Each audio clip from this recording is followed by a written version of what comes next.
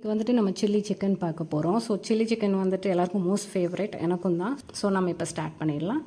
Flower மாவு, oil எப்போவுமே வந்துட்டு ஊற்றுனீங்கன்னா இந்த மசாலாஸ் அப்படியே ஒட்டிக்கும். ஸோ அதுக்காக chilli powder, kasuri methi, ginger garlic paste, baby chilli chicken masala, ஒரு half lemon juice, pepper powder, salt தேவையான அளவு, எக். இது எல்லாத்தையும் நல்லா மிக்ஸ் பண்ணிடுங்க. இதை நல்லா மிக்ஸ் பண்ணிட்டோம். ஸோ ஒரு 1 hour நல்லா இது ஊறட்டும். அதுக்கப்புறமா நம்ம ஃப்ரை பண்ணிக்கலாம். பேன் நல்லா சூடாகிடுச்சு, நம்ம ஆயில் ஆட் பண்ணிக்கலாம். எண்ணெய் நல்லா சூடாகிடுச்சு. இப்போ வந்துட்டு நம்ம சிக்கனை ஆட் பண்ணிடலாம்.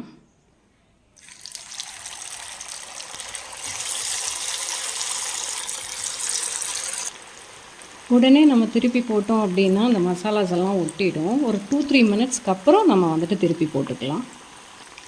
இப்போ ஒரு 2 to 3 மினிட்ஸ் ஆகிடுச்சு. நம்ம இப்போ திருப்பி போடலாம். எப்போவும் பாத்திரம் மட்டும் நல்லா சூடானதுக்கப்புறமா எண்ணெய் ஊற்றணும். எண்ணெய் நல்லா சூடானதுக்கப்புறமா நம்ம இந்த சிக்கனை போட்டோம் அப்படின்னா நம்மளுக்கு அந்த மசாலா பிரிஞ்சு வராது. பாத்திரத்தில் நம்மளுக்கு அந்த மசாலா ஒட்டவே ஒட்டாது.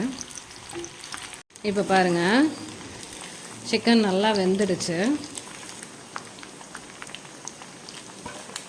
பார்த்தீங்களா, ஒரு மசாலா கூட எண்ணெயில் ஒட்டலை, அடியிலையும் ஒட்டலை. இப்போ சில்லி சிக்கன் பார்த்திங்கன்னா நம்மளுக்கு ரெடி ஆகிடுச்சு. நல்லா வெந்திருக்கு, மசாலாஸ் எல்லாம் பிரிஞ்சும் வரல. பார்த்தீங்களா?